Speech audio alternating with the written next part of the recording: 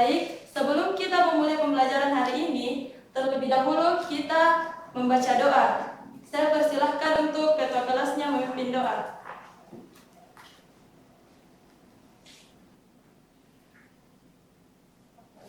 Silakan. Baik, sebelum kita mulai pembelajaran, alangkah baiknya kita berdoa terlebih dahulu. Berdoa dimulai.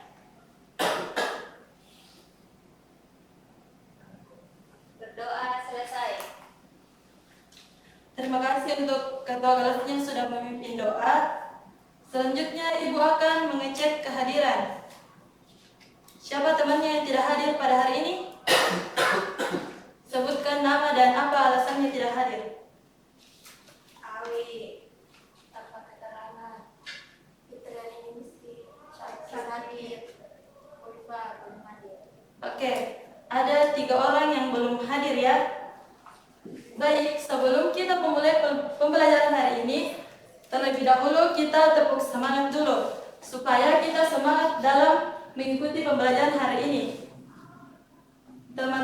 Anak-anakku sekalian, kalian harus mengikuti saya. Tepuk semangat. Semangat. Semangat. Oke, terima kasih. Semuanya sudah semangat ya? Ya, Ibu. Baik anak-anak. Sebelumnya, apakah masih ada yang ingat terkait pembelajaran kita pada minggu lalu? Mungkin 1 orang bisa. Ya, silakan. Tentang pengolahan data dan persiapan data, Ibu. Ya, betul sekali apa yang disampaikan oleh temannya, bahwasanya minggu lalu kita telah mempelajari tentang pengolahan data dan persiapan data. Kemudian pada hari ini kita akan mempelajari tentang analisis data. Tujuan pembelajaran ini yaitu pertama menjelaskan konsep data, jenis-jenis data, dan pengumpulan data. Kemudian menghitung ukuran pemusatan dan penyebaran data. 3. Menafsirkan data dan menarik kesimpulan berdasarkan hasil analisis. 4. Menunjukkan sikap teliti, kolaboratif, dan bertanggung jawab dalam proses pembelajaran. Kemudian pembelajaran kita hari ini diawali dengan sebuah pertanyaan, yaitu apa itu analisis data? Mungkin 1 orang bisa menyampaikan terkait apa itu analisis data.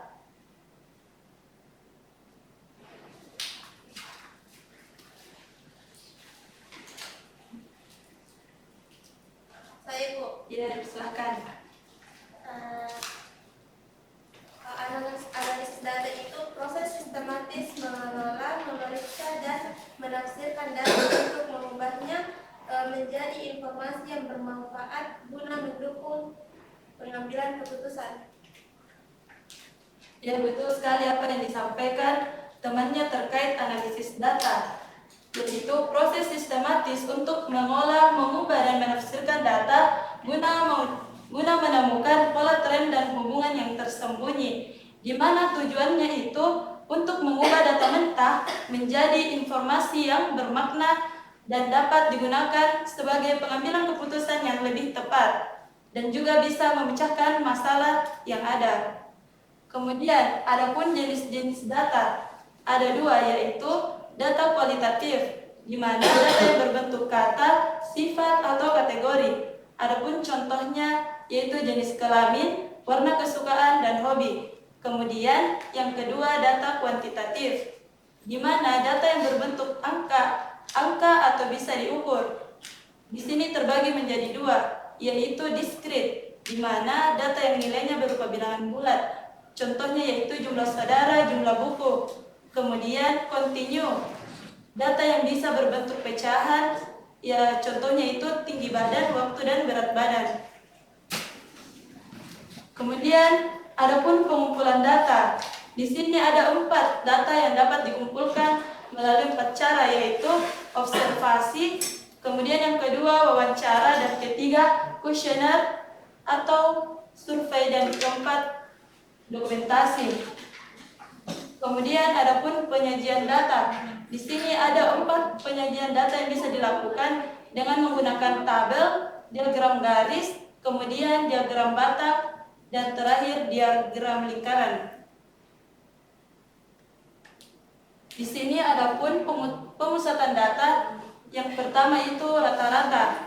Rata-rata adalah nilai rata-rata yang dihitung dengan menjumlahkan semua nilai dalam satu kumpulan data, kemudian membaginya dengan jumlah total nilai dalam kumpulan data. Adapun rumus dari rata-rata, yaitu X bar sama dengan jumlah seluruh nilai data dibagi banyaknya data. Adapun contohnya, terdapat data 2, 3, 4, 5, dan 6. Kemudian kita masukkan rumus rata-rata dengan memasukkan jumlah seluruh data. Jadi ini terdapat 2 ditambah 3 ditambah 4, kemudian ditambah 5, kemudian ditambah 6 itu 20. Hasilnya kemudian kita bagi dengan banyaknya data, yaitu 5, karena di sini terdapat 5 data. Jadi hasil dari rata-rata tersebut yaitu 4. Kemudian yang kedua, median. Median adalah nilai tengah dari sekumpulan data yang telah diurutkan dari terkecil hingga terbesar.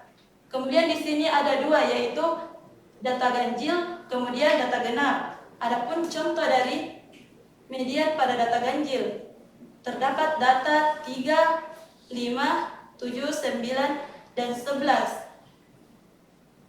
Kemudian di sini terdapat banyaknya 5 data, dan sudah terlihat bahwasanya median itu adalah nilai tengah, dan di sini nilai tengah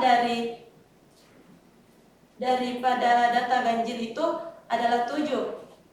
Kemudian contoh median pada data genap, terdapat data 2, 4, 6, 8, 10, dan 12. Di sini terdapat 6 data, di mana di sini terlihat 6 dengan 8 itu merupakan nilai tengah dari data genap.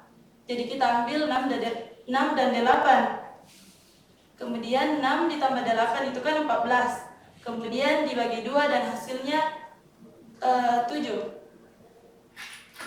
Kemudian yang ketiga itu modus, di mana modus adalah nilai yang paling sering muncul dalam suatu kumpulan data. Contohnya itu terdapat data 2, 3, 4, 5. Nah, saya mau tanya kepada kalian, untuk modus dari data ini itu angka berapa? 3. Kayak sudah betul ya, dan sudah juga terlihat. Kemudian adapun ukuran penyebaran data, yaitu jangkauan data.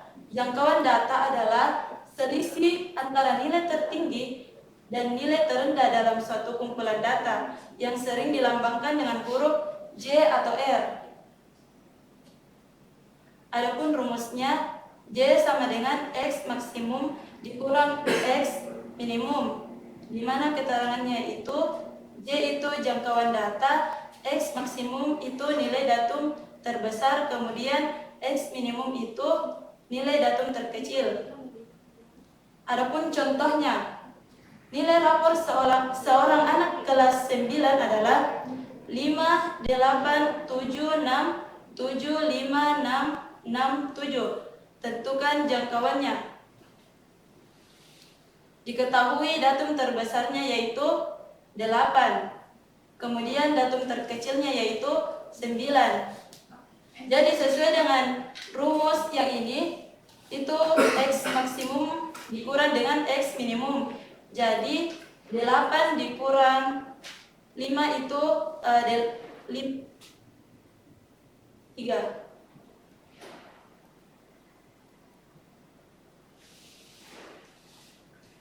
Jadi untuk jangkauan data dari soal ini yaitu 3.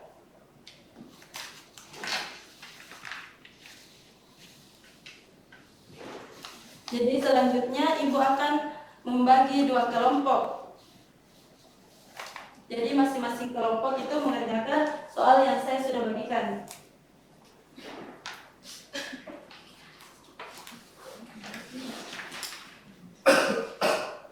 Silahkan kalian berdiskusi dengan teman kelompoknya, baca baik-baik pertanyaan yang sudah saya sediakan, dan saya beri waktu pengerjaan 5 menit.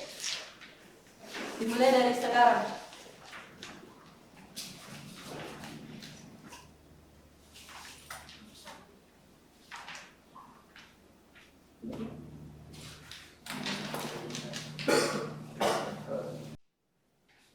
Baik anak-anak, karena waktu pengerjaan sudah 5 menit, saya persilahkan satu perwakilan dari setiap kelompok untuk naik ke atas menuliskan hasil diskusinya.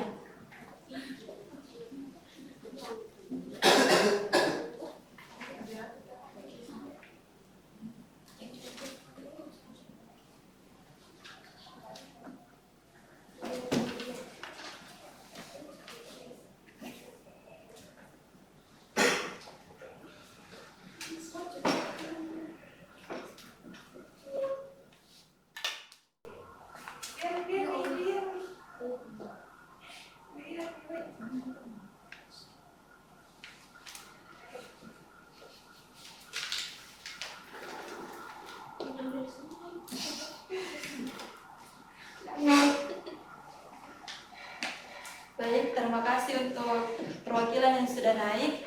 Berikan dulu tepuk tangan untuk teman yang sudah naik.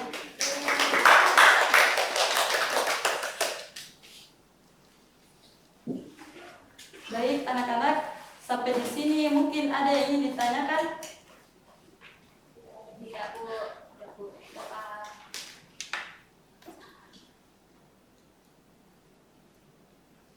Baik, karena Ibu sudah menyampaikan materi terkait analisis data, mungkin satu orang bisa mencoba untuk menyimpulkan pembelajaran kita pada hari ini. Ya, dipersilahkan. Baik, untuk kesimpulan dari materi di atas, yaitu data memiliki peran penting dalam proses pengambilan keputusan yang didasarkan pada analisis yang logis dan terukur. Pengolahan dan analisis data menjadi langkah penting untuk menghasilkan informasi yang akurat dan bermanfaat. Baik, terima kasih kepada Reski yang sudah menyampaikan kesimpulan pada pembelajaran hari ini. Ibu akan menambahkan kesimpulan pada pembelajaran hari ini, yaitu data adalah informasi yang dikumpulkan untuk dianalisis, kemudian dapat disajikan dalam bentuk tabel dan diagram agar mudah dipahami. Kemudian ukuran pemusatan data itu meliputi rata-rata, median, dan modus. Kemudian jangkauan menunjukkan selisih nilai tertinggi dan terendah. Analisis data juga membantu kita dapat dalam menarik kesimpulan dan membuat keputusan secara logis. Baik anak-anak, sampai disinilah pembelajaran kita pada hari ini. Semoga apa yang kita pelajari pada hari ini dapat bermanfaat untuk kalian nantinya. Amin. Kemudian, anak-anak, untuk minggu depan kita akan belajar mengenai interpretasi dan visualisasi data. Untuk PR-nya, kalian bisa buka halaman 50 untuk materi kita hari ini dan terdapat beberapa soal. Di situ kalian bisa mengerjakan mulai dari nomor 1 sampai 3 dan itu dikumpulkan minggu depan. Oke. Baik, sebelum saya menutup pembelajaran kita hari ini, terlebih dahulu kita mengucapkan hamdalah.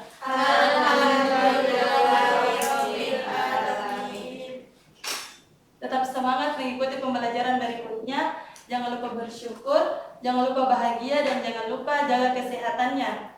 Ibu akhiri pembelajaran hari ini. Wassalamualaikum warahmatullahi wabarakatuh. Waalaikumsalam.